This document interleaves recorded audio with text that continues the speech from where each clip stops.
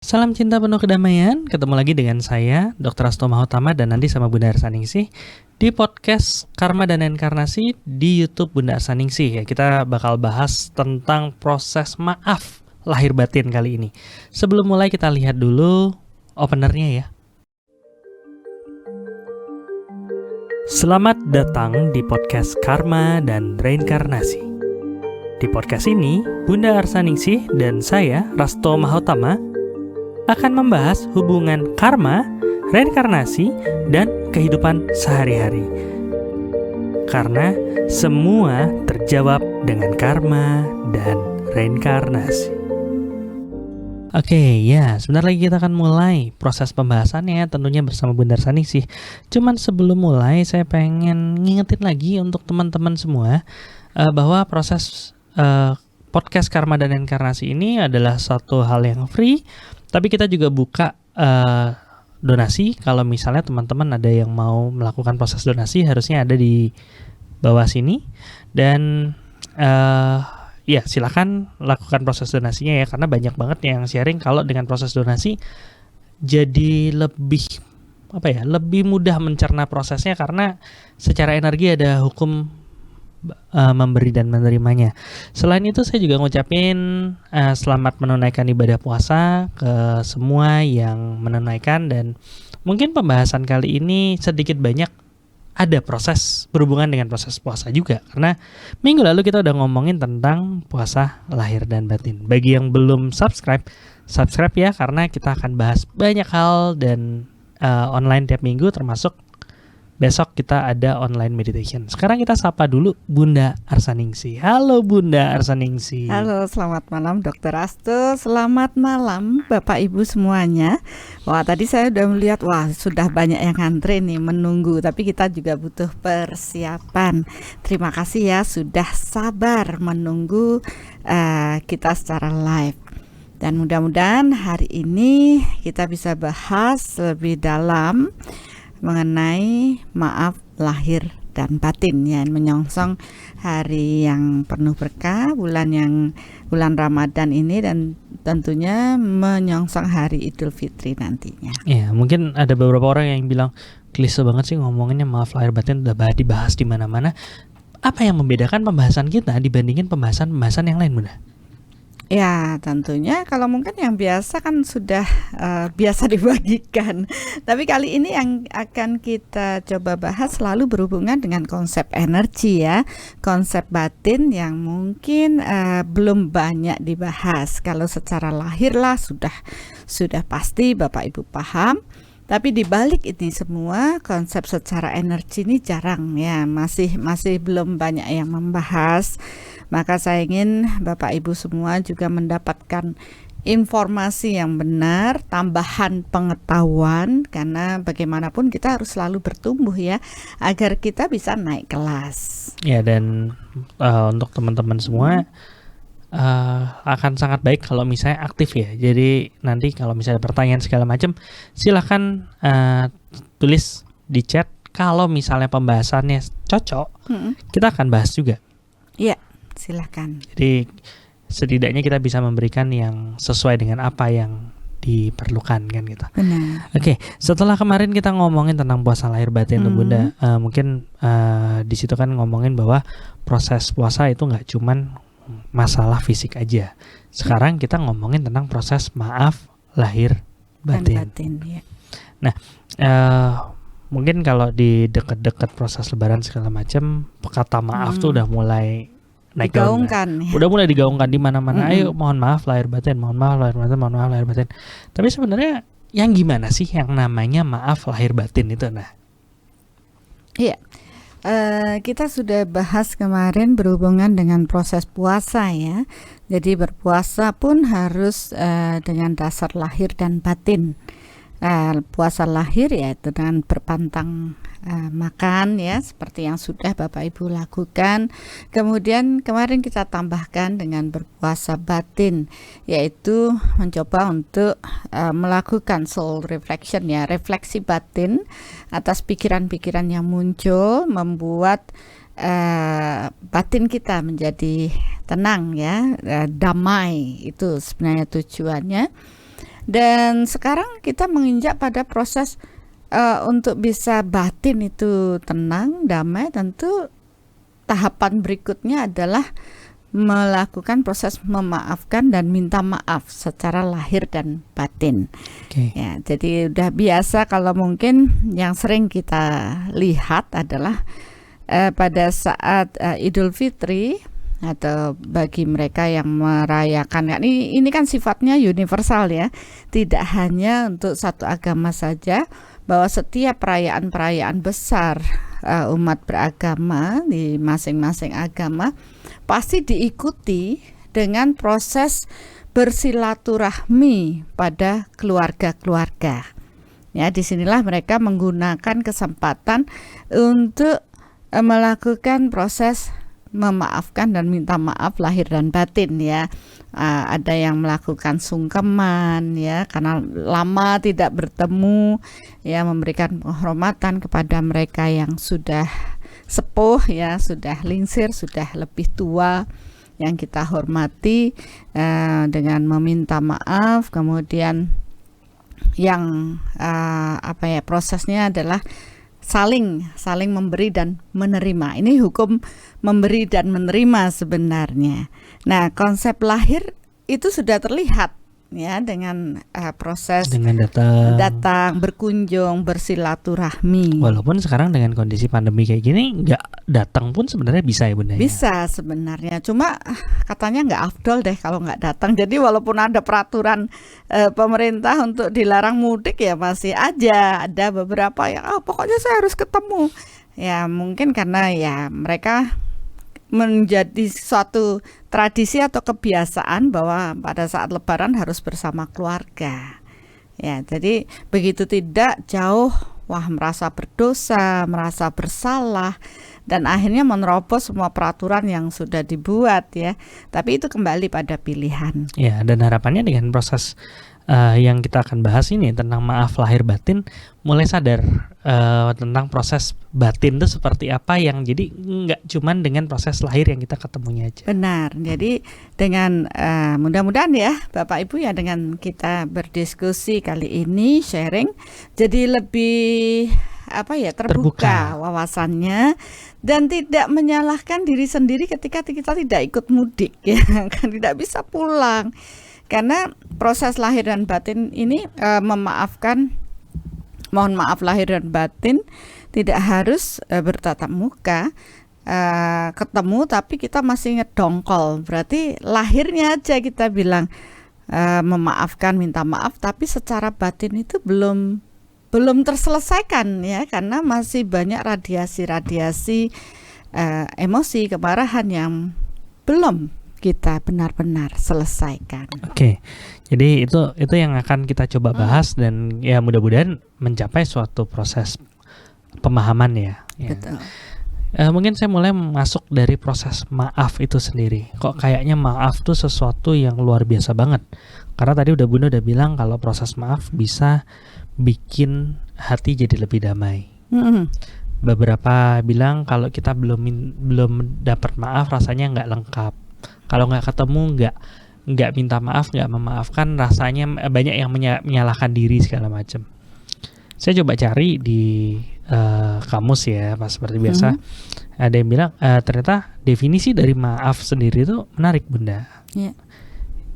Ada 3 definisi. Yang definisi pertama adalah pembebasan seseorang dari hukuman karena suatu kesalahan. Yang kedua, ungkapan permintaan ampun atau penyesalan. Yang ketiga, ungkapan permintaan izin untuk melakukan sesuatu. Yang ketiga ini kita nggak bahas lah ya. Kita bahas tentang proses pembebasan seseorang dari hukuman dan juga ungkapan permintaan atau penyesalan. Kita bahas di situ. Setuju ya? Setuju. Oke, nah pertanyaannya, kalau kita ngomong maaf, ini kan ada 2 hal yang bisa berhubungan dengan proses maaf itu, yaitu proses memberi maaf dan proses meminta maaf. Benar ya, memberi maaf dan meminta maaf. Kenapa kok dengan proses memberi atau meminta maaf itu hati itu lebih damai? Nah, itu kan baru katanya orang gitu. Oh, kalau kamu udah bisa memaafkan seseorang segala macam, hati rasanya lebih damai. apakah benar seperti itu, Bunda? Dan kenapa bisa seperti itu kalau dari sudut pandang energi? Iya, terima kasih. Wah, ini Dr. Asu ngasih PR luar biasa nih. Memang tugasnya gitu loh. Ya, mari kita lihat dari kata maaf tadi ya, membebaskan diri dari rasa bersalah dan semuanya ya. Kemudian apa tadi yang kedua? Perasaan menyesal, Ya, ungkapan permintaan ampun atau penyesalan. Ya, dia melakukan kesalahan kan. Nah, setiap manusia itu tidak pernah luput dari kesalahan. Ayo, siapa yang nggak pernah punya salah? Nggak ada lah. Dari proses kecil sampai dewasa seperti saat ini pasti ada kesalahan yang kita perbuat. Kenapa? Ya karena kita di bumi ini terlahir gitu kan untuk proses pematangan jiwa, untuk proses bertumbuh ya, naik kelas saya bilang ya, naik tahap demi tahap dari kesadaran-kesadaran kita. Ya, seperti kita melihat anak kecil melakukan kesalahan, ya wajar ya, masih ditoleransi, oke lah dia masih kecil. Tapi kita sebagai orang dewasa pasti akan mengajarkan untuk mengarahkan agar kesalahan itu tidak berulang, sehingga dia belajar dari kesalahan tersebut. Nah, ketika dia mengalami ya seperti kita melakukan suatu kesalahan, nggak ada kok orang yang bilang, wah saya tidak menderita dari kesalahan ini. Ya, pasti mereka akan merasakan rasa yang tidak nyaman dan itu terradiasi, ya, mengurangi rasa bahagia mereka. Dan tentunya itu juga beberapa orang walaupun actionnya tetap baik-baik saja, seringkali secara batin dia masih menyimpan rasa tersebut. Dan kalau ini terlihat secara energi dan terukur secara energi, itu mengurangi kualitas bahagia seseorang. Ya, dari bisa rasa bersalah atau proses dia kalau merasa bersalah karena dia melakukan kesalahan, ya, atau marah ketika orang lain melakukan kesalahan. Ini sisi yang sebenarnya sama, yaitu membuat seseorang itu tidak damai dan tidak bahagia. Oke, gimana Bunda, tadi ada seseorang nggak damai atau nggak bahagia karena yang pertama dia melakukan kesalahan. Dia melakukan kesalahan, ya kan? Atau dia marah atas kesalahan yang dilakukan orang lain. Atau dia marah atau tidak nyaman ya dengan kesalahan yang dilakukan orang lain. Kan kita tidak luput dari kesalahan nih, namanya manusia. Itu belajar dari pengalaman kan. Kalau anak pernah jatuh, rasanya sakit, maka dia akan berupaya untuk jalan lebih hati-hati. Dan begitu juga kalau kita pernah melakukan kesalahan, kita akan mengingat kejadian tersebut dan kita lebih hati-hati. Sehingga banyak dikatakan kesalahan itu adalah cara kita bertumbuh menjadi lebih baik. Jadi jangan salahkan kesalahan kita, tapi pahami, rasakan, oh iya itu memang tidak baik, dan ubahlah untuk menjadi suatu pelajaran dalam diri kita. Sehingga banyak orang mengatakan bahwa kita belajar dari kesalahan diri kita untuk menjadi lebih baik. Ya, jadi itu. Nah, dari rasa kedua kejadian tersebut akan mengotori tubuh energi kita, ya, dari rasa bersalah yang terus ya tidak nyaman, ketemu orangnya, misalnya saya melakukan kesalahan pada Dr. Astu, walaupun mungkin saya bisa ngomong saya nggak salah kok, tapi hati kecil ya kita pasti ada tahu, oh ya saya memang melakukan kesalahan, tapi dia menutupi dirinya. Kadang Dr. Astu akan bilang, wih ini loh muka badak udah tahu salah nggak berasa. Padahal sebenarnya siapapun orang itu di dalam hati kecilnya pasti ada rasa tersebut. Cuma sepandai-pandai orang menutupi dirinya, pasti suatu saat dia akan menyadari bahwa itu loh salah saya. Ya. Nah, kesalahan yang kita buat dan menimbulkan rasa yang tidak nyaman ini akan menimbulkan cakra jantung kita mengecil, ya, tidak aktif. Ya, karena dia merasa tidak nyaman, tidak damai. Cakra jantung, Bunda. Ya, karena hubungan dengan rasa. Jadi kita harus menyelesaikan masalah dari rasa tidak nyaman tadi, agar cakra jantung kita menjadi kembali aktif dan mampu meradiasikan hal-hal yang positif. Gimana caranya seseorang tahu cakra jantungnya aktif apa Aktif enggak, atau tidak? Ya, kalau mau terukur ya bisa terukur secara energi kalau nanti Bapak Ibu belajar soul meter. Tapi kalau tidak ya rasakan aja. Ketika Bapak Ibu merasakan melakukan suatu kesalahan, ada nggak rasa yang tidak nyaman? Aduh, kok salah saya. Apalagi tindakan yang kita perbuat melukai orang lain. Pasti ya tadi ada yang bilang dadanya sesek, ya, napasnya nggak lega gitu ya, rasa bersalah terus ada, ya, dan tidak nyaman. Itu bahagianya tuh kalau saya ngajari anak-anak soul kid, ngek.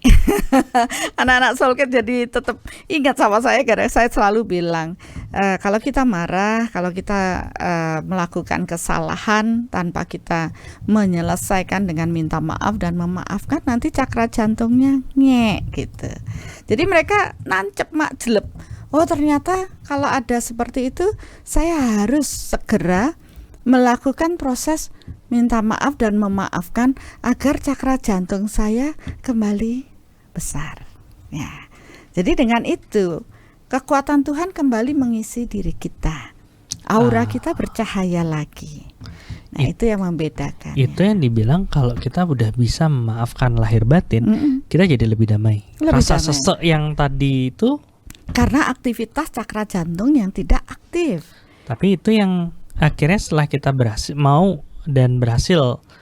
minta maaf dan maafkan secara lahir dan batin, itu akan kembali berkembang. Ya, rasa seseknya hilang. Rasa seseknya ada rasa plong gitu, rasa ya. Plong, okay. Rasa plong, rasa tenang. Oh ya, tidak lagi dipenuhi dengan ketakutan, tidak lagi ya itu tadi ada yang marah ya. Kalau dia penuh dengan kemarahan ya, solar plexus itu akan aktif. Cakra jantung juga kecil. Wajahnya tidak bisa bercahaya. Jadi kita bisa melihat orang ini kok walaupun cantik gitu ya, tapi kok enggak bercahaya karena dia banyak memendam hal-hal negatif di dalam dirinya. Auranya tidak bercahaya terang. Apa itu kenapa kalau ngelihat sesuatu tingkah orang yang mungkin bikin marah atau gimana, orang dulu tuh banyak bilang aku ngelus dada. Iya, karena dengan orang itu mengelus dada, ya, kemudian tenang. Misalnya nih seorang lagi marah gitu ya. Marah besar, semua orang bilang elus dada yuk. Karena apa? Dengan mengelus dada ini orang itu menjadi lebih tenang karena cakra jantungnya secara otomatis menjadi lebih aktif. Jadi dengan dia menyentuh dada dan menenangkan rasa, merangsang supaya lebih aktif. Ya, cakra jantung itu lebih aktif. Tapi bukan berarti nanti supaya aktif saya marah tapi saya pegang dada terus. Baru mau bilang. Tapi kalau misalnya dia megang dada tapi dalam hati masih ngedongkol ya percuma. Tetap nggak ngembang. Tetap nggak ngembang. Nah, itu kan memberikan pembelajaran yang paling mudah diterima aja. Tapi sebenarnya pembelajaran dari leluhur kita itu sudah luar biasa. Masalah budi pekerti, tepos liro dan semuanya tuh bagus banget. Cuma sekarang zaman ini sudah berubah. Ini orang-orang sudah mulai lupa. Tidak lagi mawas diri, tidak lagi mengenal jati diri ya. Semaunya sendiri. Ya, jadi ternyata penting sekali proses minta maaf dan memaafkan.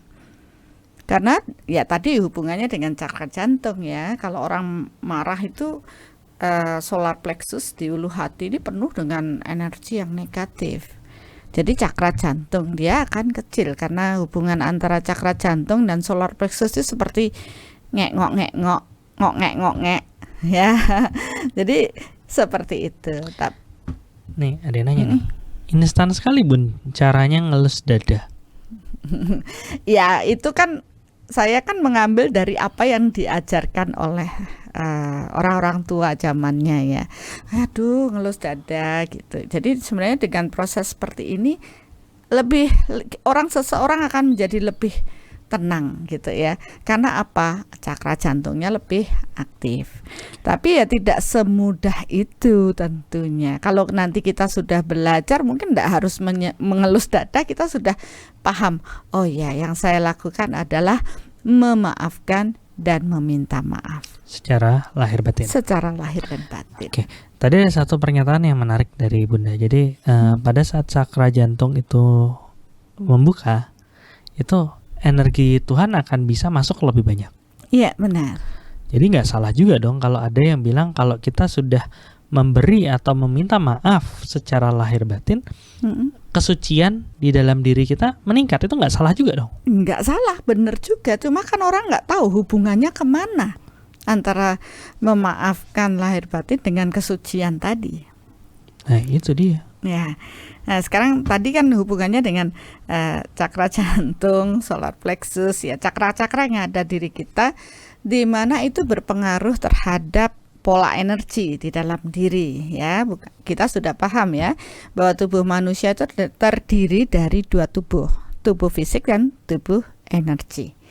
Ya, tubuh energi inilah yang orang bilang auranya memancar cahaya, ya bersih, tenang. Tercermin dari proses itu. Kalau lihat orang yang cemberut aja, orang juga tidak nyaman, auranya juga tidak bercahaya ya. Cakra begitu solar plexusnya lebih aktif, siapa saja yang berada di dekatnya pun tidak nyaman karena diradiasi oleh emosi-emosi yang dibawa oleh orang tersebut.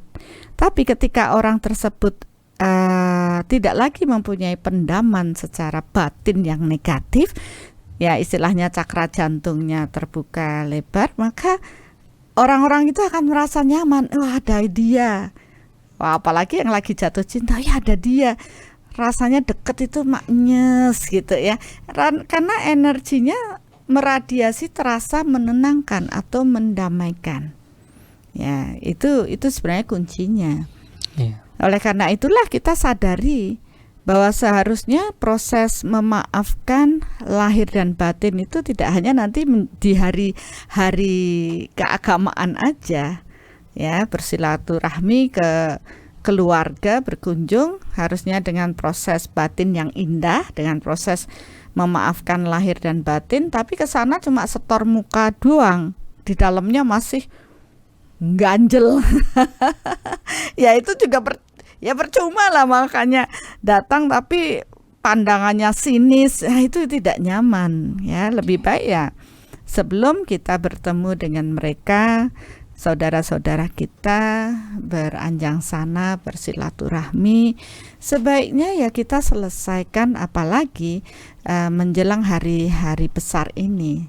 Jadi sebelumnya itu ya selesaikan dulu, bukan pada saat itu berkunjung baru minta maaf lahir dan batin. Ya sebenarnya berkunjung kesempatan kita memberi maaf dan memaafkan secara lahir, ya. Ini dia bilang setor muka dan makan-makan. Iya, itu banyaknya kan begitu. Tapi kalau saya ya kita selesaikan dulu secara batinnya. Kenapa?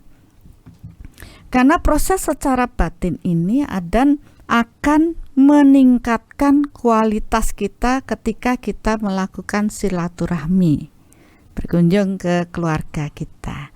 Jadi bawaannya sudah tidak ada lagi jengkel, marah, ya, tidak ada lagi rasa tidak suka, tidak nyaman. Sehingga ketika kita bertemu, yang ada adalah kita sudah mampu meradiasikan secara batin ya cinta kepada mereka, dan kita bisa meminta maaf ya, memaafkan secara lahir dengan benar-benar tulus. Jadi senyumnya itu bukan senyum terpaksa karena harus memaafkan dan minta maaf ya. Jadi kalau ketemu tuh sebelum ketemu bukan ngelatih senyumnya ya Bun ya. Apalagi sekarang pakai masker kan, jadi nggak terlalu kelihatan ya. Jadi itu harus terselesaikan terlebih dahulu. Oke Bunda, agak menarik Bunda ada ngomongin tentang proses tadi memaafkan, minta maaf itu bisa meningkatkan proses kesucian gitu kan, dan juga jadi lebih damai. Cuman ada beberapa juga yang bilang kalau kita maafin itu sebenarnya kita kalah, gitu kan? Ya kamu kalau nggak ngerasa salah, jangan pernah minta maaf. Gitu. Ada yang bilang kayak gitu. Ada juga yang bertanya, mana lebih penting memaafkan sama memberi maaf atau meminta maaf? Kalau menurut Bunda gimana? Iya, menurut saya dua-duanya penting ya. Ini nggak bisa hanya satu sisi saja. Ya mungkin sekarang kita sudah paham ya Bapak Ibu, kita akan bahas ini antara proses mengalah dengan proses meminta maaf ya. Ini hubungannya dengan proses sebenarnya meminta maaf atau memaafkan orang lain itu bukan untuk orang lain atau merasa kalah dari orang lain, itu salah ya. Jadi sebenarnya orang yang mampu memaafkan itu adalah seorang yang meminta maaf dan memaafkan, itu adalah seorang pemenang bagi dirinya ya, karena mereka mampu mengalahkan ego di dalam diri ya. Jadi bukan untuk orang lain. Wah, kamu sudah sampai minta maaf sama dia, berarti kamu kalah. Tidak. Sebenarnya kita jadi pemenang nih untuk diri kita. Karena ketika kita mampu meminta maaf, ya, energi Tuhan itu akan mengalir sangat deras ke dalam diri kita. Itu yang tadi maksud Dr. Rasto, tersucikan. Tapi kalau kita nggak bisa meminta maaf, berarti kita masih sombong. Kita tidak akan tersucikan. Orang yang suci adalah orang yang mempunyai kerendahan hati. Orang yang mempunyai kerendahan hati, pasti mereka akan mampu untuk meminta maaf tadi. Ya, itu seorang pemenang. Kalau saya sangat menghargai orang yang berani mengatakan, oke, saya minta maaf. Walaupun mungkin tidak secara, kadang orang tuh masih aja ada yang apa ya istilahnya, masih merasa nggak bisa mengungkapkan itu dengan lahir ya. Paling nggak secara batin dia sudah tidak menyimpan hal itu, saya pun akan tetap syukuri karena mereka mampu memiliki kerendahan hati untuk meminta maaf. Oke, tadi kan Bunda bilang ada kondisi-kondisi di mana orang itu belum, mungkin karena secara culture nggak biasa atau gimana, belum bisa ngomong secara lahir minta maaf. Tapi di dalam hati dia sudah melakukan proses memaafkan atau sudah memberikan maaf. Ini ada menarik nih dari Kioni, nggak tahu benar nggak bacaannya. Kadang dalam beberapa hubungan untuk nenangin keadaan bilang maaf dulu. Masalah apa itu beneran minta maaf atau enggak urusan belakangan. Itu gimana, Bun? Ya ini, jadi banyak di masyarakat itu mereka baru secara berfisik aja minta maaf, memaafkan. Tapi dia masih memendam kemarahan atau rasa tidak nyaman atau masih menghakimi orang tersebut. Ya karena ada kesalahan. Ya, jadi proses memaafkan orang lain dan minta maaf ini ya harus benar-benar sejatinya itu dari batin kita, karena yang tercatat di alam itu adalah proses batinnya, proses niatnya dari proses memaafkan dan meminta maaf. Okay. Ya, kalau lahir itu bisa bohong-bohongan tadi seperti yang tadi itu. Ya, bisa saya maafkan saya biar damai aja. Ya udah saya minta maaf, saya memaafkan. Tapi batinnya tidak. Berarti yang teradiasi di dalam dirinya itu ya belum minta maaf atau belum memaafkan. Dan inilah yang akan dibawa sampai mati. Sampai kehidupan berikutnya. Sehingga apabila kehidupan selanjutnya ini proses meminta maaf, minta maaf dan memaafkan ini tidak tuntas dalam kehidupan saat ini, di kehidupan yang akan datang kita ketemu lagi dengan jiwa tersebut, kita sudah merasa tidak nyaman. Ya walaupun kita baru ketemu aja sudah tanpa alasan yang jelas. Tanpa alasan jelas. Ini yang banyak kita bahas di karma dan reinkarnasi. Bahkan jangan salah, mungkin dia menjadi keluarga kita, saudara nih, lahir bareng. Taunya kita sudah belum apa-apa, adiknya lahir, kakaknya udah emosi Anda ini. Ternyata mereka ada karma yang belum terselesaikan di past life, yaitu dibawa terus. Jadi kalau Bapak Ibu paham, sebenarnya dengan proses kita bisa minta maaf, memaafkan secara lahir dan batin. Kalau menurut saya, orang itu lebih banyak dia akan mampu memaafkan secara batin dulu, baru secara lahir itu akan secara otomatis akan nampak. Ya, tapi kalau dia secara batin belum selesai, secara lahir pun, apalagi lahir ya, dia pasti nggak akan mau gitu. Karena semuanya kan dimulai dari niat ya. Kalau niatnya masih belum, ya mungkin bisa dipaksa-paksa, tapi ya nggak akan maksimal juga. Tidak akan maksimal karena radiasi itu masih ada. Oke. Masih ada pembahasan masalah ini atau saya ada sedikit pertanyaan lagi sih? Okay. Boleh. Tadi kan bilang, oh ya udah kalau misalnya ada satu proses kesalahan ya kita harus memaafkan segala macam.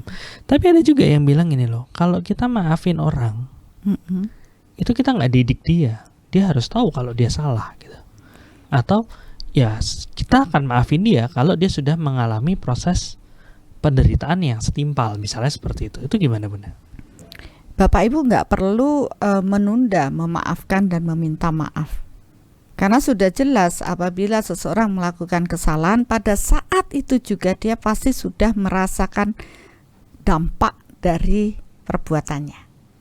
Ya, dan nggak usah mikirin saya harus balas dendam, karena secara otomatis kesalahan yang dia perbuat pun akan dia tuai ya dalam kehidupannya. Jadi nggak harus kita yang memberikan hal yang sama, dia melukai kita harus melukai dia, nggak perlu itu. Ya jangan mengotori tangan kita dengan itu, karena alam dengan sendirinya akan memetakan itu sebagai hukum tabur tuai.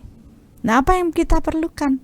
Jangan menyimpan dendam, kemarahan ya di dalam batin kita, karena itu akan terus tercatat selama kita tidak memberikan maaf atau meminta maaf. Yang rugi siapa? Kita loh. Jadi sebenarnya proses meminta maaf dan memaafkan itu untuk diri kita, untuk tersucikan, ya, untuk bersih batin kita dari semua ganjalan-ganjalan. Ya, bukan kita yang menghakimi mereka, tapi sesuai dengan hukum alam yang diciptakan Tuhan, mereka pasti akan mendapatkan ganjaran yang setimpal buah karma. Kalau dia menanam baik pasti dia dapat. Ya, kalau dia menanam buruk, ya buruk pasti dia dapat. Jadi kita nggak usah lagi ngotorin tangan kita lagi. Oh, saya bikin lagi dia menderita. Ya itu balik lagi ke kita ikut menderita. Lebih baik pahami hukum ini dengan baik. Kalaupun mereka masih melakukan kesalahan, ya bukan berarti kita tidak usah memaafkan dia. Selesaikan secara batin. Oke, saya maafkan dia. Tapi secara lahir, beri dia pelajaran. Ya, ketegasan tapi penuh cinta. Kadangkala kita memang harus tegas. Ini loh kamu salah. Dan berikan, oh ya kalau salah ada hukumannya demikian. Itu melatih orang untuk sadar bahwa dia melakukan kesalahan dan tidak boleh mengulang. Jangan membiarkan aja. Ya. Sebenarnya latihan ini bisa kita mulai dari anak-anak kita untuk menunjukkan mana yang benar dan mana yang salah. Tapi kita tidak boleh memendam rasa marah atau apapun yang penuh di dalam diri kita. Kita harus memang ikhlas menerima dan memaafkan mereka apa adanya. Ya, jadi tetap actionnya memberikan kebenaran, tapi secara batin kita harus bersih. Disinilah letak kebijaksanaan seseorang. Ya, jadi kita berlatih. Oke. Ada pertanyaan menarik yang baru aja masuk. Anton Teguh. Bunda, dalam buku Soul Reflection, Bunda sampaikan kesabaran tuh nggak ada batasnya. Benar. Mohon diperjelas dengan kaitan Mana dia? Mohon diperjelas dalam kaitannya dengan memberikan maaf secara batin. Itu gimana? Ada hubungannya nggak? Ada hubungannya. Ya, sabar itu nggak ada batasnya. Jadi kalau kita sudah nggak sabaran ya berarti ya kita nggak sabar namanya. Kalau seorang sabar itu dengan kejadian apapun, ya kita tetap bisa memaafkan dan menerima orang lain apa adanya. Ada kejadian ini, oh ya sudah, saya maafkan, saya akan berlatih untuk menjadi sabar. Tapi begitu kita terpancing, kita udah nggak sabar lagi. Nah, proses memaafkan inilah sebagai dasar kita bisa berlatih sabar, ya. Lihat dari sisi mana seseorang, kenapa dia begini ya. Oh, ternyata ada masalah di dalam diri mereka, sehingga kita bisa memahami mereka dan bisa berlatih untuk memaafkan. Dan jangan merasa kalau saya capek memaafkan dia terus, dia begini terus. Sebenarnya ya itu latihan kita untuk berlatih sabar, ya. Dan kalaupun dia terus melakukan kesalahan, saya tidak ambil peduli dengan apa ya istilahnya, saya ingin membalas atau apa, tidak. Saya biarkan karena saya paham dengan hukumnya. Dan kadang-kala ya kalau dia berulah terus, ya kita beri ketegasan. Tetap penting juga, bukan berarti itu tidak sabar, ya. Sabar kita ya menerima mereka apa adanya, tapi memberikan ketegasan itu adalah latihan untuk mereka juga belajar. Dan maka berikan ketegasan ini pada saat mereka melakukan kesalahan supaya mereka mengingat bahwa itu salah. Kalau tidak ada yang menunjukkan, orang biasanya merasa oh fine-fine aja, baik-baik saja. Ya di sini memang kadangkala ketegasan itu tidak disukai karena semua ingin dalam zona nyaman. Ya seorang guru ya harus tegas. Oh ini salah. Jewer ya jewer, salah ya salah. Tapi berikanlah dengan penuh cinta. Jadi tidak menghakimi. Tidak, ya saya memaafkan mereka-mereka yang belum bagus. Ya istilahnya masih mengulang kesalahan. Oh ya, tapi saya berkewajiban mengingatkan mereka bahwa itu salah. Bukan berarti marah-marah. Ini beda ya. Action kita kelihatan marah, tapi batinnya tidak terkontaminasi oleh kemarahan atau tidak terpicu, ya, tidak apa ya istilahnya bahasanya. Ya, tidak muncul rasa yang tidak nyaman di dalam diri. Oke. Jadi gitu ya prosesnya ya. Oke, ini ada ya pertanyaan juga. Tadi kan Bunda ngomong yang paling penting adalah dibatin dulu kan gitu. Yeah. Nah ini ada yang nanya nih dari Widi Faira. Kalau proses minta maaf dan memaafkan hanya dilakukan secara batin, tapi nggak secara fisik atau lahir, padahal ketemu terus sama orangnya, boleh nggak, Bun? Apakah itu akan tercatat di alam? Ya, selama kita tidak membentuk karma baru yang jelek, yang buruk pada orang tersebut, ya. Saya ketemu terus sama Dr. Astu. Tapi suatu ketika saya salah, saya nggak bilang minta maaf sama Dr. Astu karena saya gengsi. Oke. Nah, pada saat itu padahal saya sudah tahu ya udah saya salah. Tapi saya tidak mengungkapkan karena gengsi. Karena ada banyak orang kan seperti itu, toh. Ya, selama dia tidak lagi membekas di dalam batinnya kemarahan, ketidaknyamanan, maka ya fine-fine aja, walaupun tidak diungkapkan secara lahir. Walaupun kalau sempurnanya ya lahir dan batin, tapi proses batin ini ternyata lebih penting daripada proses lahir. Karena dengan saya melakukan kesalahan dan saya menyadari kesalahan, saya minta maaf, solar plexus saya kecil dan kemudian cakra jantung saya besar. Maka ketika saya bertemu dengan Dr. Astu, sudah tidak ada lagi rasa yang mengganjal. Radiasi saya, cinta saya, kasih saya full. Jadi Dr. Astu pun nyaman. Tapi kalau saya punya kesalahan terus saya ego, saya bilang oh saya nggak mau minta maaf, saya benar, saya dekat sama Dokter Asto, radiasi jengkel saya atau merasa tidak bersalah dan sebagainya akan ditangkap oleh Dokter Asto sebagai rasa yang tidak nyaman. Kan lebih baik saya menyelesaikan secara batin saya, walaupun saya tahu saya salah. Tidak ada lagi radiasi yang negatif yang melingkupi aura saya. Jadi Dokter Asto pun akan nyaman. Jadi itu sebenarnya kuncinya. Masalah kata-kata itu sebaiknya memang idealnya dikatakan. Tapi budaya timur gitu loh, orang Indonesia itu masih ewoh pekewoh, malu-malu, masih sering tidak bisa mengungkapkan itu dengan kata-kata. Orang ngomong aja aku mencintaimu, itu kayaknya tabu banget. Ya, saya meditasi, saya buka mata, I love you Bapak Ibu, itu ada orang sudah ngomong, wih dia belum apa-apanya, bukan siapa loh kok di I love you nih. Ya, itu kan tradisi yang demikian yang kadang-kadang, oh ya, sebenarnya ini adalah latihan untuk mengungkapkan rasa. Itu kadang-kadang ya memang harus bagus kalau diungkapkan dengan secara lahir. Oke. Nah sekarang, ini nih pertanyaan Dokter Rudi Pui, kayak entah saya nangkep nangkep radiasinya Dokter Rudi Pui atau Dokter Rudi Pui nangkep radiasi saya nggak tahu. Tapi ini pertanyaan yang mau saya tanyakan, Bunda, gimana ngadepin orang yang masih marah walaupun kita udah minta maaf secara batin?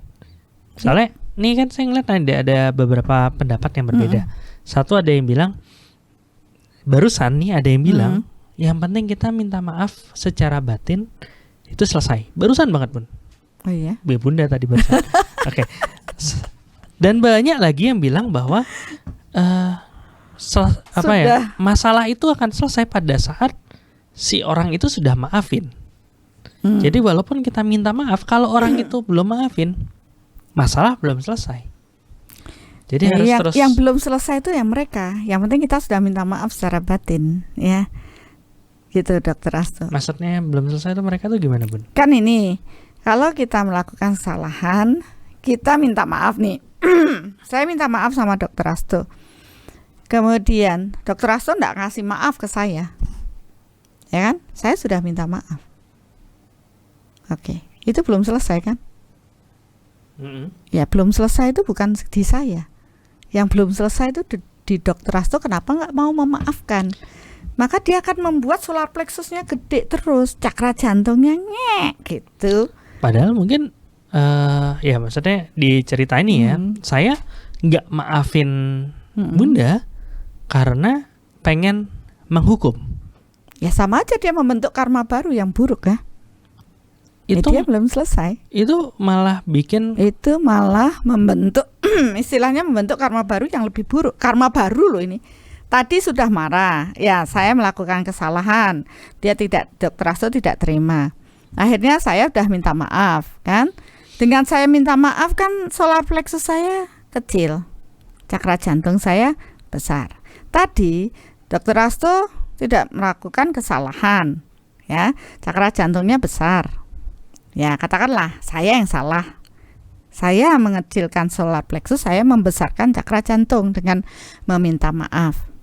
Nah, Dokter Asto enggak mau memaafkan saya. Saya marah berarti. Berarti dia marah. Solar plexusnya besar, cakra jantungnya Lah, yang terus enggak selesai siapa? Saya. Iya sudah terima aja. Berarti bisa dibilang apa yang terjadi ke kita itu bisa jadi karena pembayaran karma yang masa lalu. Bisa juga. Tapi respon saya terhadap hal itu adalah karma saya sendiri. Iya, membentuk karma baru. Yang bisa jadi sebenarnya masalahnya kecil, tapi karena kita nggak melakukannya dengan nggak merespon dengan baik, malah jadi besar karena setiap hari nambah gerundel, nambah marah segala macam. Iya, makanya kalau bisa jangan biarkan kemarahan itu berlama-lama di dalam diri kita. Ya jangan merasa yaitu kesalahan itu dibiarkan berlama-lama. Sadari saja. Ini kan proses mengenal jati diri. Menandai, oh ya saya, ini controlling kita untuk tetap suci secara kolbunya suci, batinnya suci, hatinya suci. Jadi kesucian itu tidak dilihat dari atribut pakai baju suci gitu, tidak. Ya kesucian itu dibawa di dalam diri kita, batin kita ini. Ini yang harus disucikan di dalam. Ya, dengan tentunya ya kalau orang yang suci itu auranya akan bercahaya. Kenapa? Karena penuh dengan cinta kasih. Nah, cinta kasih akan tumbuh ketika paling sederhana aja dengan minta maaf dan memaafkan. Dan itu pembayaran ini, hutang ini tidak, atau kemarahan ini ya bagian bayar hutang kan. Mungkin dia datang dengan hal buruk, tapi sikap kita buruk ya kita nambah hutang kan, berarti kita bawa sampai kehidupan yang akan datang. Dalam proses kematian ini kalau kita masih belum bisa memaafkan, ya dibawa sampai mati, dibawa pada kehidupan yang akan datang. Yang rugi siapa? Kita. Ya kita tidak tersucikan. Walaupun udah pakai atribut yang nomor wahid, ya enggak juga di mata Tuhan. Ya, orang yang tersucikan ketika dia tidak lagi menyimpan hal-hal yang negatif. Ya. Oke. Nah, yang penting juga ini kan ada banyak yang bertanya, terus seberapa ya? Terus lakukan secara batin ini, minta maaf, memaafkan. Dan kalau kita secara energi ya terukur sampai tidak ada yang terradiasi keluar. Oke, berarti ini kan pertanyaan banyak nih. Ya ini kan tadi ada yang nanya gimana kita tahu kalau kita minta maafnya itu udah cukup atau memberi maafnya itu udah cukup. Itu dengan kita lihat kalau kita paham dengan proses soul meter bisa terukur. Jadi ya smart. Ya dengan itu akhirnya kita bisa tahu apakah itu masih radiasi atau enggak. Kalau mau enggak pakai soul meter, ya amati aja dalam diri. Kalau kita ketemu orangnya tidak lagi rasa itu tidak lagi muncul emosi dan apa, atau mungkin ada orang menyebut nama, ada beberapa orang nyebut nama saya, baru disebut aja orang udah bilang, wih dia loh, langsung emosinya memuncak, berarti mereka belum benar-benar memaafkan secara batin. Jadi ada saja kemungkinan kalau kita sudah minta maaf atau sudah memaafkan tapi belum cukup, itu ada kemungkinannya. Ada kemungkinan, karena tergantung dari proses seseorang batinnya itu kuat apa enggak. Mirip nggak sama ini? Ini ada pertanyaan dari Rita Tresnayanti. Iya. Sorry. Mana tadi? Udah muncul dia di sana ya. Iya. Bunda, ketika berusaha untuk memaafkan dan minta maaf karena satu kejadian, tapi ketika ingat atau melihat masih terasa sakit. Nah, itu berarti belum memaafkan. Berarti belum selesai. Ya, belum selesai. Dan berusaha untuk benar-benar memaafkan dengan melihat ke dalam. Ya. Itu satu hal yang bagus dong. Ya, bagus. Boleh nggak sih kita menghindar dulu dari orangnya? Boleh. Kenapa tidak? Takutnya kalau menentukan kan diri kita. Kalau ini kan latihan mengolah rasa. Kalau kita ketemu, aduh masih terluka nih, masih emosi, ya sudah. Lebih baik gak usah ketemu dulu, selesaikan batin. Sekali waktu tes lah. Oh ketemu, saya kok gak berasa ya, saya kok biasa aja. Berarti itu sudah selesai. Tapi kalau kita ketemu masih ada rasa yang gak nyaman, ya mungkin selesaikan lagi lebih dalam. Ya itu untuk ngetes ya. Jadi kalau kita terukur kan kita sudah ngerti, baru ngukurin aja ini masih emosi nih, masih belum bisa legowo gitu loh memaafkan. Tapi kayak kalau dari proses pertanyaan-pertanyaan ini sepertinya udah pada setuju ya bahwa proses memaafkan lahir dan batin itu penting. Ya, sepertinya ya. Bener nggak ya? Kalau misalnya ada yang nggak setuju mungkin bisa. Saya ingatnya ini kelas online gitu, mau bilang tolong polling gitu ya, tapi nggak ada pollingnya. Oke. Iya, saya juga nggak bisa baca, cepet sekali pertanyaannya jalan. Ya biar Dokter Astu aja deh. Oke lah. Nah, sekarang kita udah setuju bahwa itu adalah satu hal yang penting. Sekarang pertanyaannya, gimana sih caranya untuk bisa meminta maaf dan memaafkan dengan benar? Mungkin tadi ada yang nanya nih, kalau kita udah minta maaf secara batin, gimana orang itu memaafkan kita kalau dia nggak tahu kalau kita sudah minta maaf? Soalnya kan nggak, cuman di batin doang.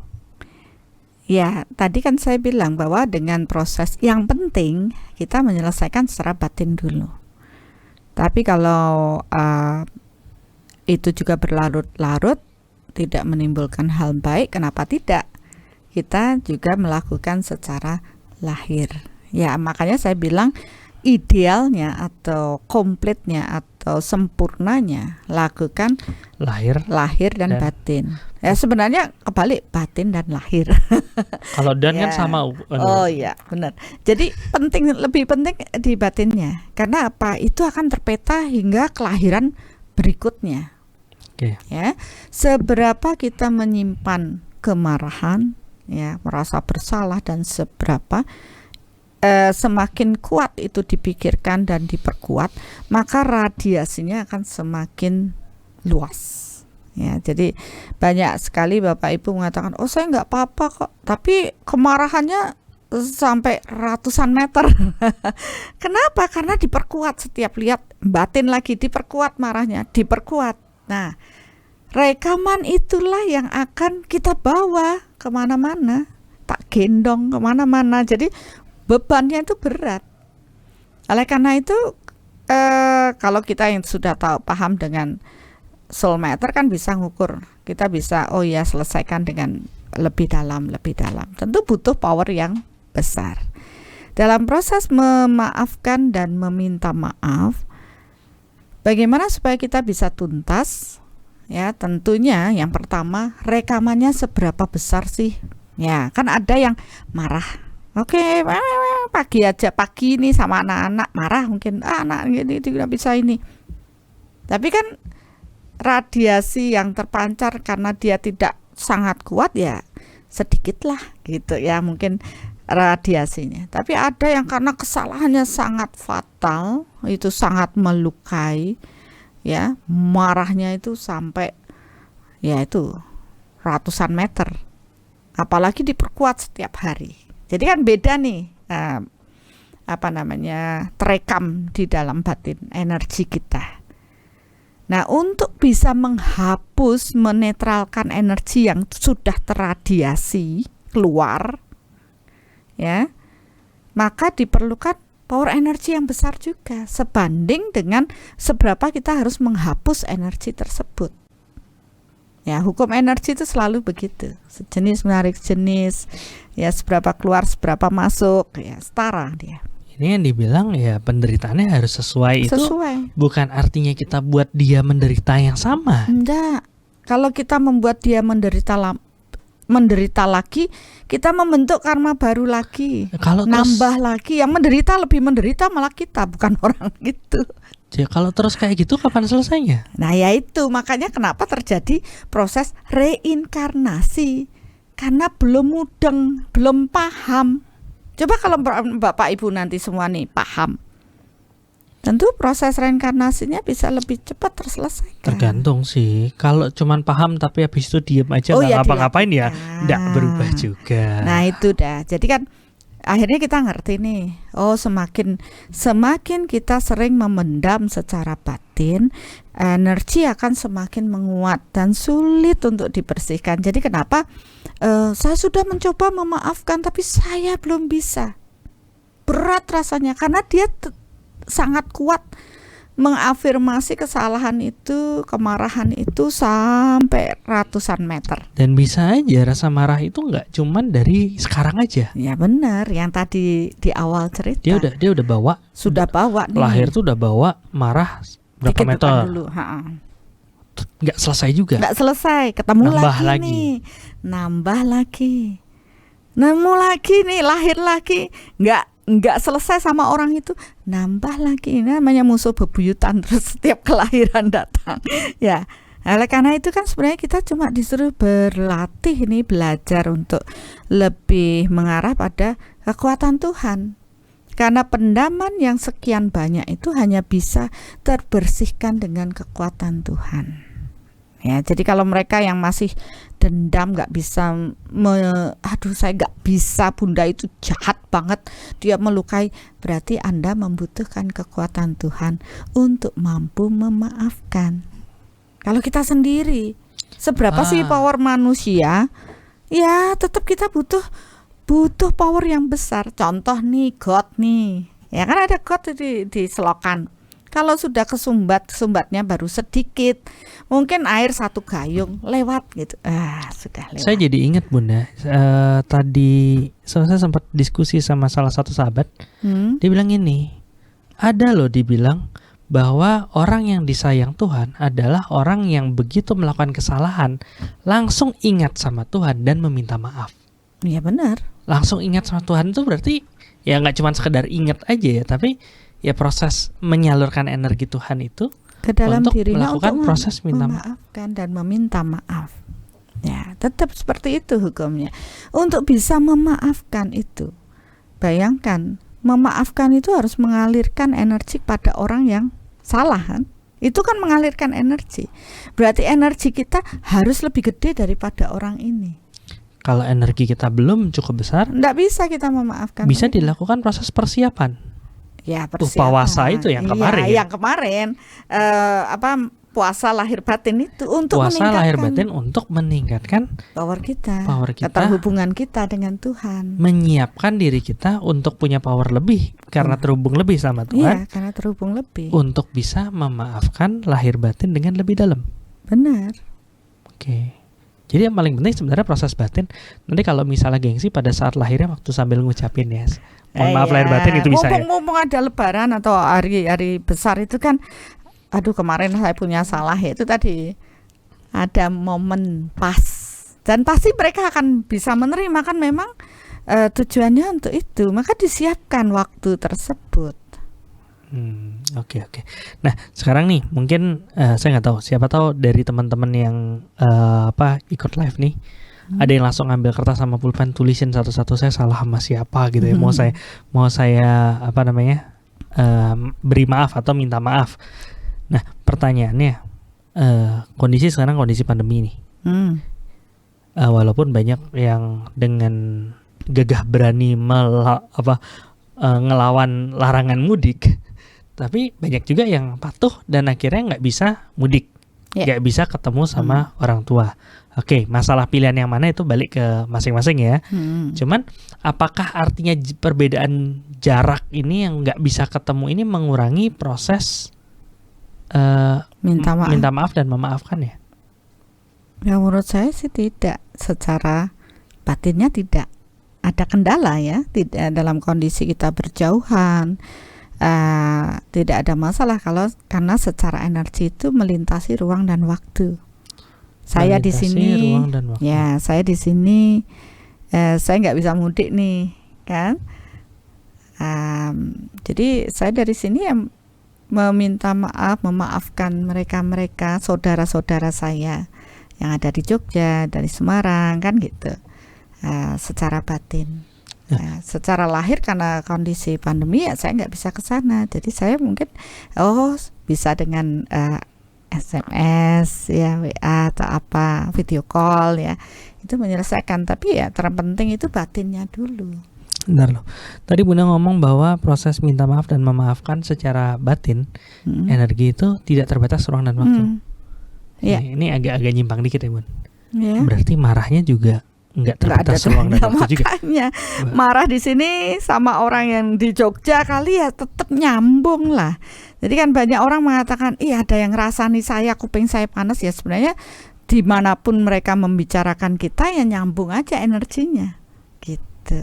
Jadi lebih baik kita yang lebih bijaksana ya. Jadi lebih bijaksana, selesaikanlah ya proses kemarahan di dalam diri kita, rasa bersalah kita secara batin, supaya tidak ada lagi yang terradiasi keluar dan itu tidak selesai, dan itu membuat orang lain merasa tidak nyaman.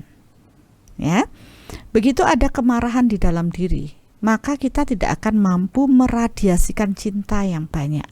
Kita sudah bahas ya sama Mas Biu waktu itu, bahwa ketika dia masih punya kemarahan, ya padahal marahnya sama si A, terus dia mau meradiasikan cinta sama si B, dia pikir yang penting kan saya sudah meradiasikan cinta ke B banyak gitu.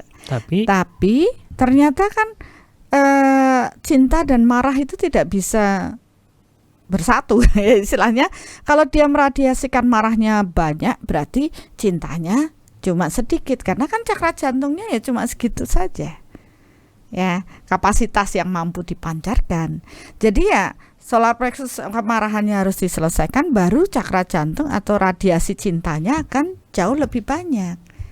Ya, jadi kenapa ya menjelang hari-hari besar itu kita sudah diajak untuk mawas diri, untuk menyelesaikan secara batin juga, sehingga pada saat besok seperti Idul Fitri ya benar-benar mohon maaf lahir dan batin. Ya, ada juga cerita-cerita yang bilang kalau ada orang yang ternyata amal ibadahnya besar banget gitu kan, bagus banget. Setelah ditelah ternyata setiap malam dia meniatkan untuk untuk memaafkan kepada semua orang yang melakukan salah ke dia dan minta maaf. Benar. Tapi kalau powernya pengaruh ya, kalau powernya lebih besar, ya minta maafinnya lebih makjos gitu ya. Iya, karena semua itu tergantung power. Ya, banyak orang yang tidak menyadari hal ini. Dia pikir hanya lahir, kalau batin itu berhubungan dengan power energy. Nah, power energy seseorang menjadi besar ketika dia terhubung dengan kekuatan Tuhan.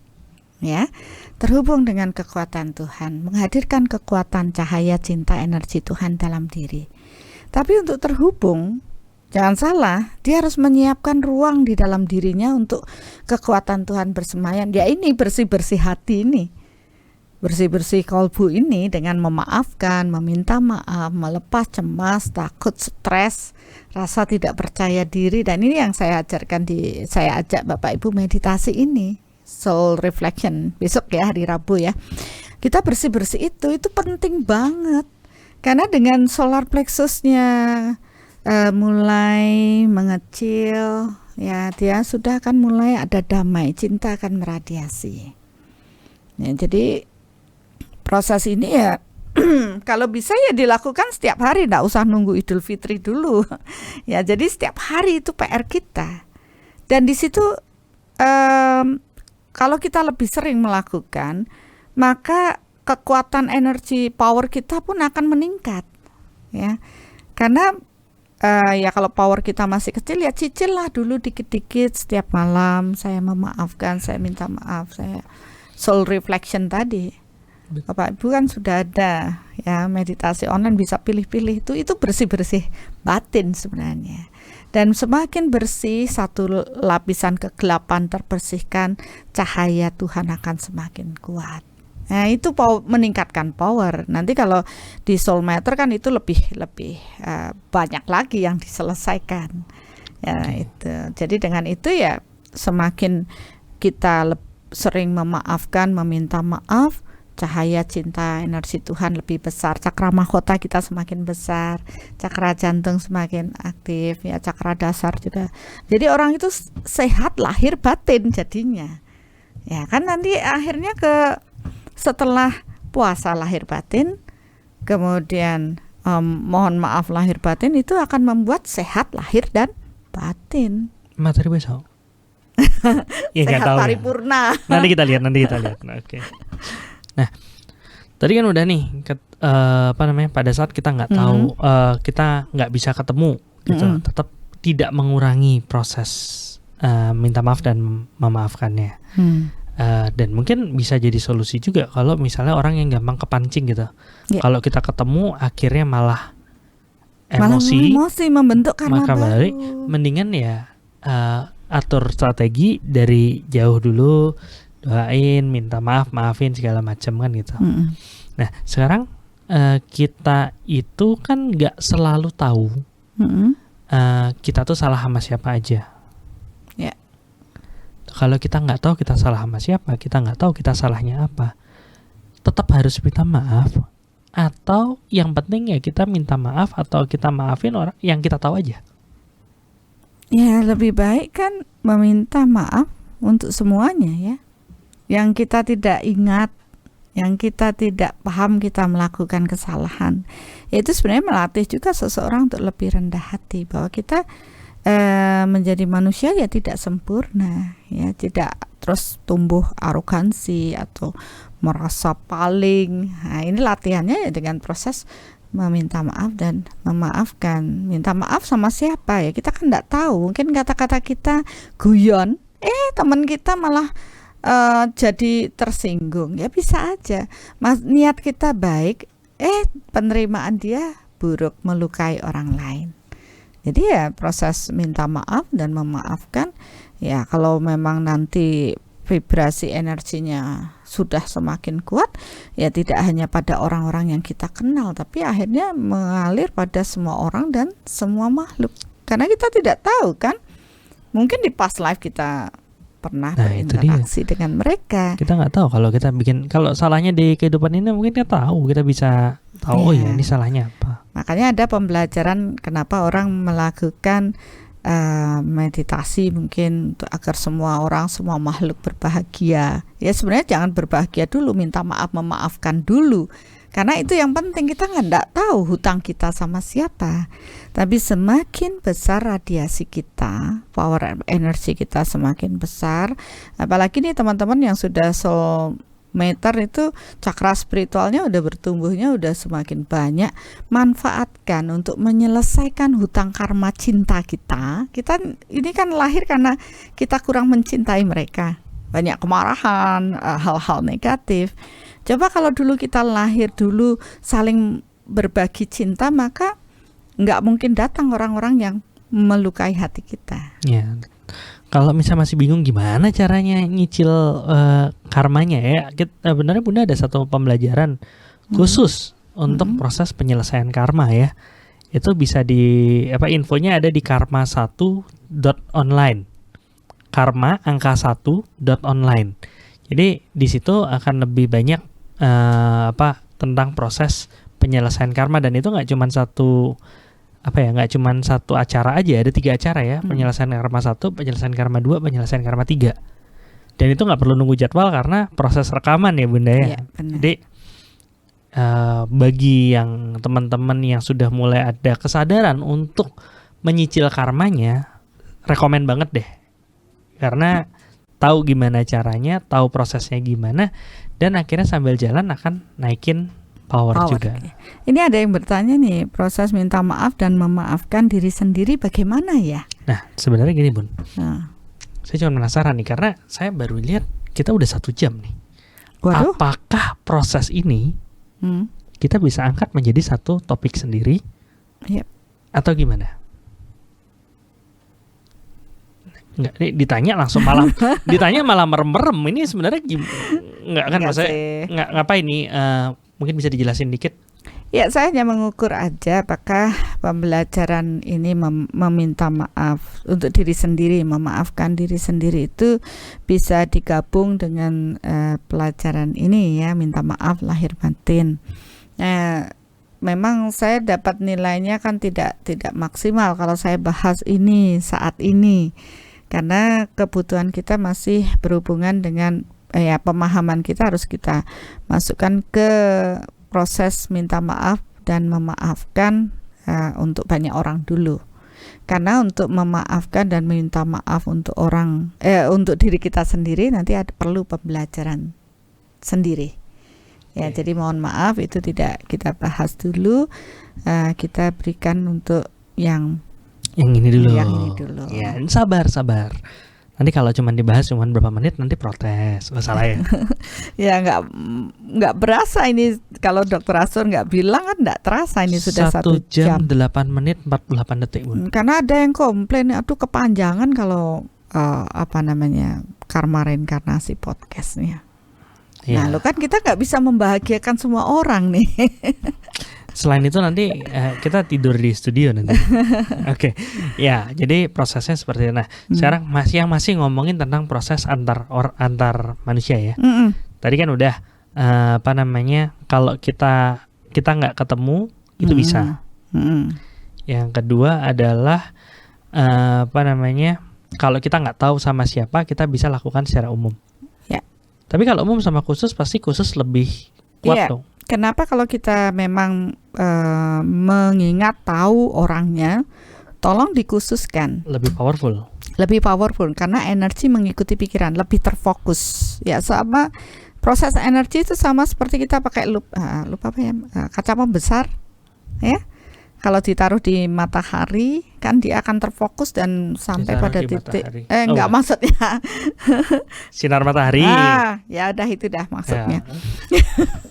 Terus terfokus di kertas, misalnya ada kertas kan terbakar karena fokus. Energi juga demikian. Jadi kalau bisa ya kita fokus pada seseorang yang kita paham itu, sehingga proses penyelesaian secara batin dapat lebih terselesaikan lebih dalam.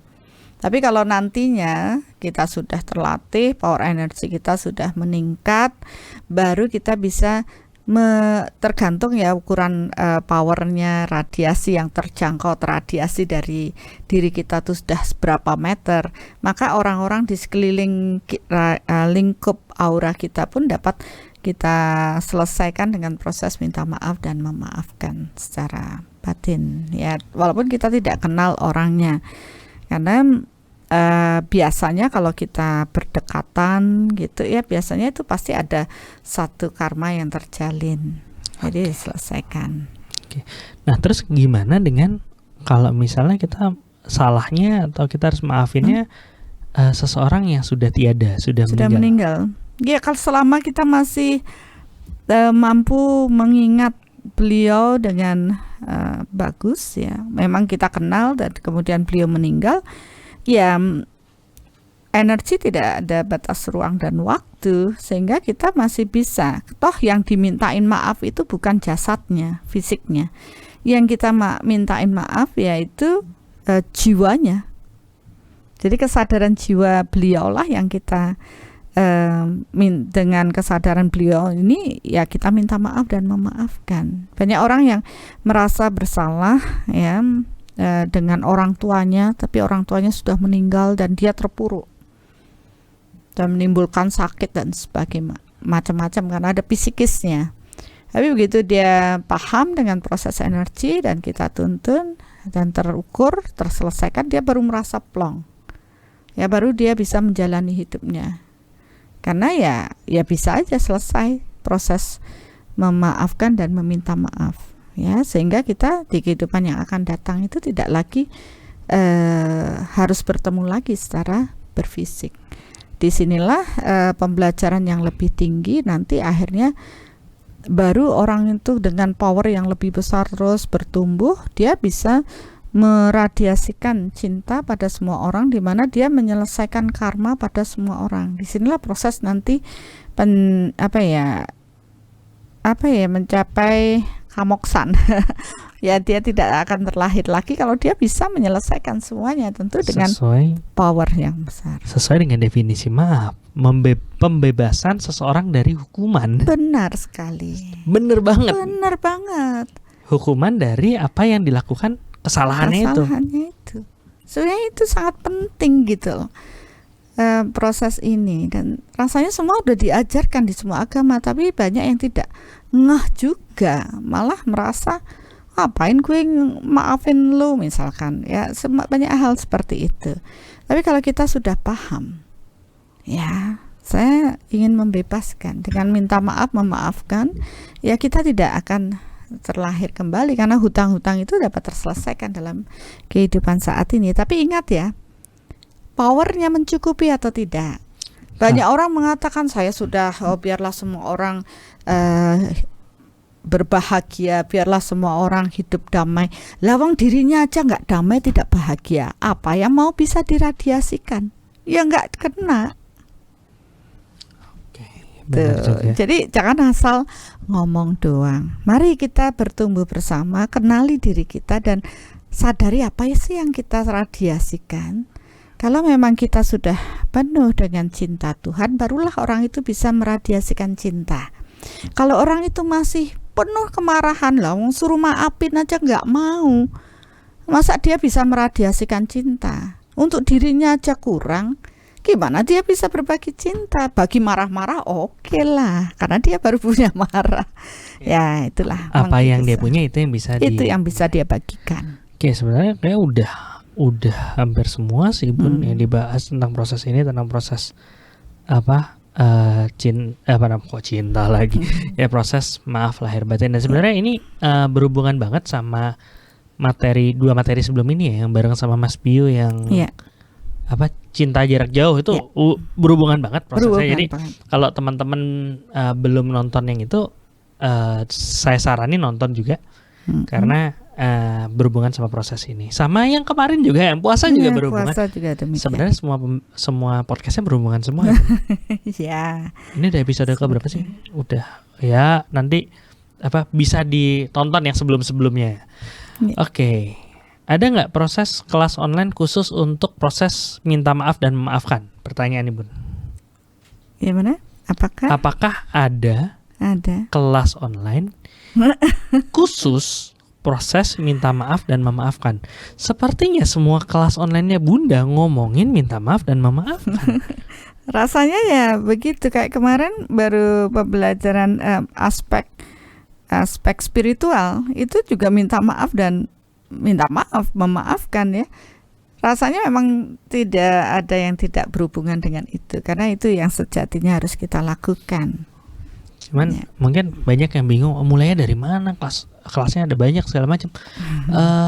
Saran mulai dari langkah awal mengenal jati diri.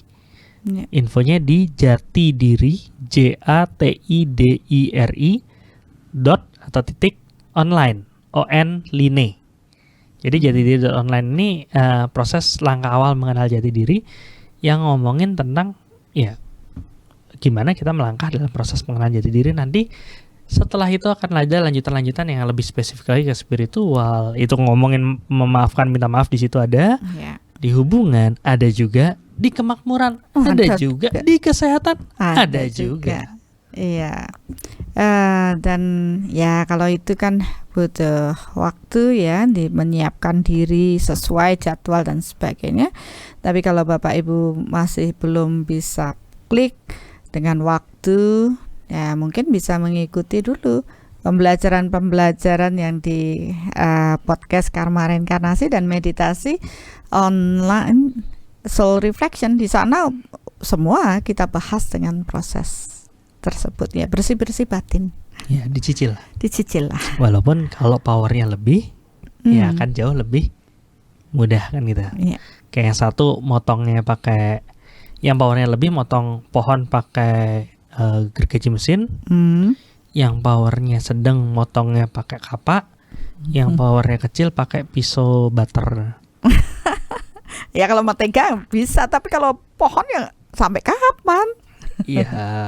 Makanya nyicilnya harus lebih banyak. Iya benar sih. Kalau bisa ya mari bertumbuh bersama, ayo belajar. Ya, tidak ada yang gratis di alam ini. Semua harus dari niatan di dalam diri. Nanti begitu kita meniatkan untuk bertumbuh, untuk belajar, pasti semua akan datang pada diri kita.